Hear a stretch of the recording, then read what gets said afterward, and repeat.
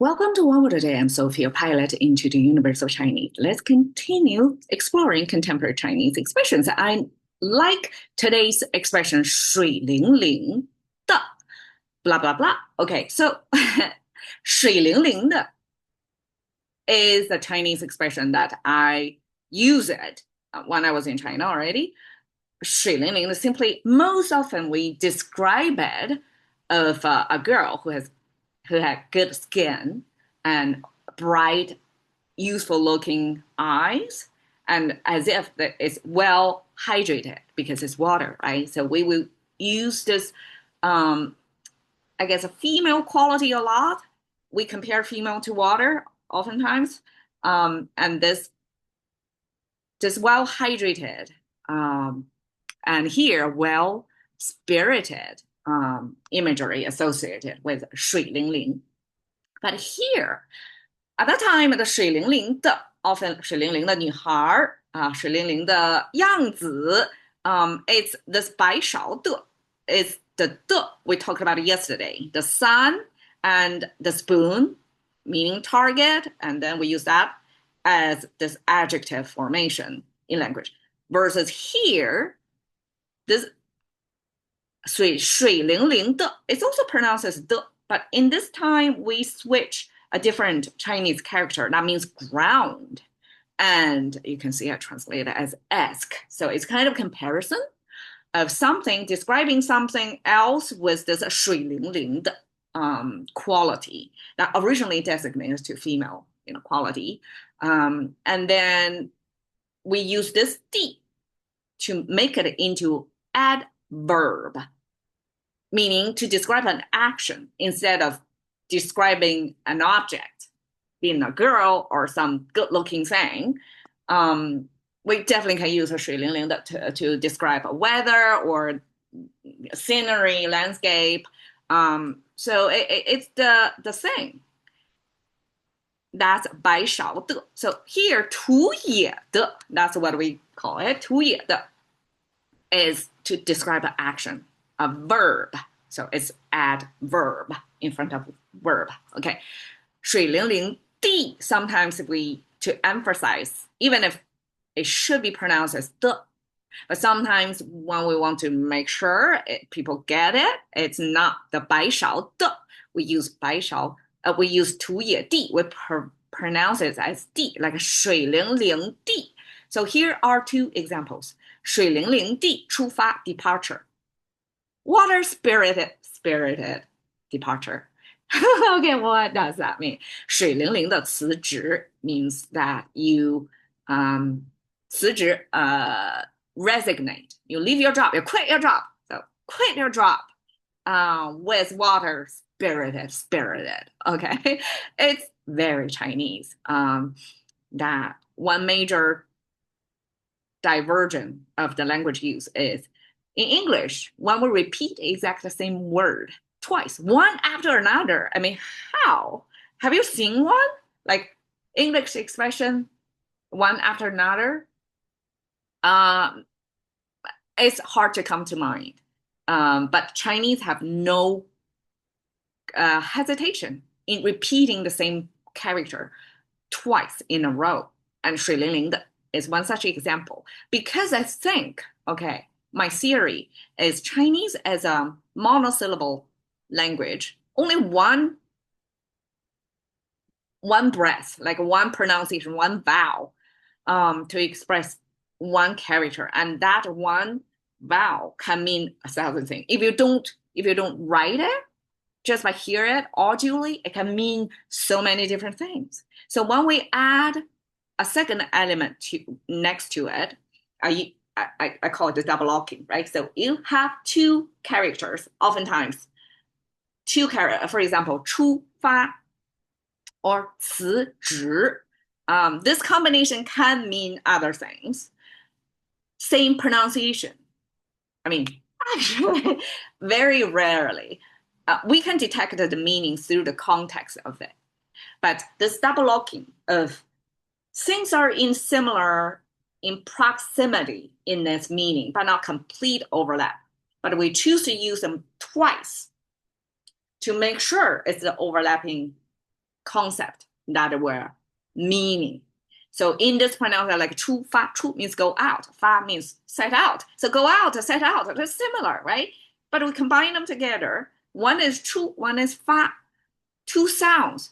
In this combination, another same pronunciation thing would rarely be possible. So this 出发, when we say it, by doing this, make it effectively double, like a dual syllable instead of a monosyllable. So make it a little bit longer and make it a little bit less likely to mean something else. So reduce confusion.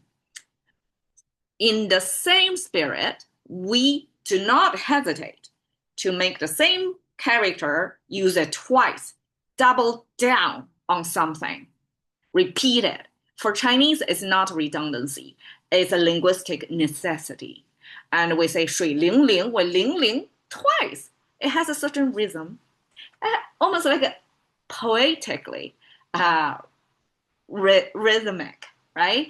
And then two of them together to make sure when we pronounce it, it's not something else. Of course, the ling ling may sound like a bike bell. But in this context, when we add 水 in front of it, we know exactly what we're referring to. Okay, anyhow, 水, simply one mainstream uninterrupted and the two sides were interrupted currents, and it's about the phenomenon of water going in nature.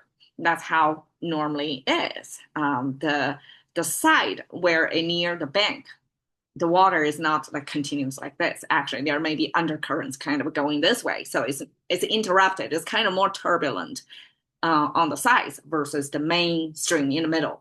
So that's how Chinese abstract 水. It's not a tap water, where nowadays when we think about water, it comes in a packaged bottle or from a tap. It's kind of sad. It's kind of a caged water versus Chinese water is a free flowing wild water in nature. Okay, 灵, I translate as spirited. It's such a spirited character that I full of respect when I'm sharing my knowledge about what I learned about the Ling. Okay, you can see simplified Chinese. It hardly make any sense. It's a fire, and on the top is this. What is this? Oftentimes, this used like a three-finger hand symbol, hand over fire. Doesn't make sense. How does that make it spirited? Huh? Okay, so the origin, you see, the traditional Chinese actually give you clues. The top means the rain. It's simply a describing of this top horizontal line is heaven. To Chinese, upper bound. So that's our biosphere. And then vertical means from biosphere, the top line connecting down to the huge space underneath the sky. So this big arch is a huge space. And with this droplets filled in that space between heaven and earth. That's a physical description of what the natural phenomenon of raining is about. Okay, we have the rain on the top frame. Middle, three mouth symbols. Means collectively we're saying something or seeing something. Okay, the bottom is, okay, there's two horizontal lines with one vertical line. That means Chinese engineering tool, kind of like a fly square thing. And so this related to handcraft, man-made, craftsmanship. Okay. And then we'll have two human figures facing each other. So regular human figure in Chinese would be leftward facing because left is a Chinese forward direction. So Chinese tend to go toward the left as going forward. Okay. And then when we have the opposite, when it face to the right, that means a stop normally. But over here, you can see these two human figures facing each other and have this flying craft, so two horizontal lines with one vertical line to create this perpendicular shape, right? To me, that's a physical description, almost capturing the moment of, because later on we know what that character means. It means witchcraft, wizardry. So wizardry in English came from its own history and context, but in Chinese, it's simply nature worshipping, or we can call it a shaman ship. That's the way of ancient people trying to communicate with divinity. And the rain represents divinity because the rain weather condition is heavily associated with the welfare of the people living on this land. If it's over rained, we're doomed, it's a flood. If we're under rained, we are doomed, it's drought. So we have to have a perfectly right amount of rain, and that's the key weather input, and that's beyond the human control. And all this 3 miles means a chorus. And this 2 human figure facing something, the column in the middle, and that to me described the picture of an ancient worship, rain worship, or nature worship, or oracle speaking practice back then. And this could be some device or setting that this, I guess, a special spirited person who claim to be able to communicate, therefore negotiate a better weather condition with the divinity. And that's their job, right? And this is associated with this witchcraft thing, eventually applied to the context, to the good intention of bring blessings, like worship for blessings for this land, eventually associated with spirited. It's for connecting to the spirit beyond human control. And that spirit attached to water. So it's like spirited like water. Remember Bruce Lee said, be like water. And I guess in Chinese philosophy, it has been a long running tradition to compare ourselves to water quality. Chinese draw inspirations from nature all the time, and water is a commonly referred to one, to be like water, to be shapeless, to be therefore to be capable of all kinds of shapes you want, right? Super, like extreme flexibility or resilience is the concept of water. And so 水灵灵的 is a good quality that we all want for ourselves. That means resiliency, right? Means vibrancy. So I translate it as a vibrantly. And then we use that paired with D. This is 图野地. Okay, 野 we talked about a few episodes ago. It means the origin of things. It's about female, almost the tunnel, the birth canal, I guess, that from the outside view. And Chinese regard that as that's where every one of us come from. And that's the origin. And that's the huge potential you have for the future. It's wide, empty, but fertilizable space. And then we have the soil symbol on the left. So soil next to this potential together means land.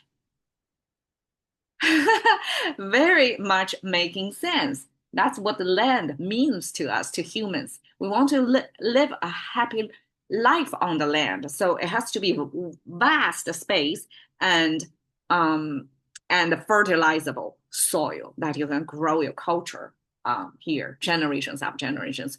And so eventually this D used as this adverb converter thing. So attached to a descriptor, 水灵灵, and then attach this thing to that to make it into this ly in English function, right? I should do ly, but you get it. This is a descriptor.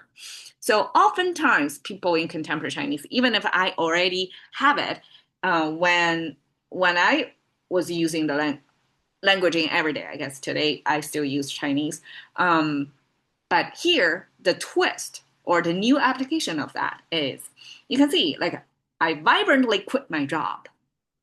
So it's almost like dramatically, like exit with a bang, with a glory. So it's kind of try to glorify something otherwise pretty gloomy situation. So you put color onto otherwise this dark moment in your life. So that's the spin. We reinterpret, recolor it, rehydrate the situation to make the gloom bloom with color. All right, so that is 水灵灵的. Thank you for your time. See you another day.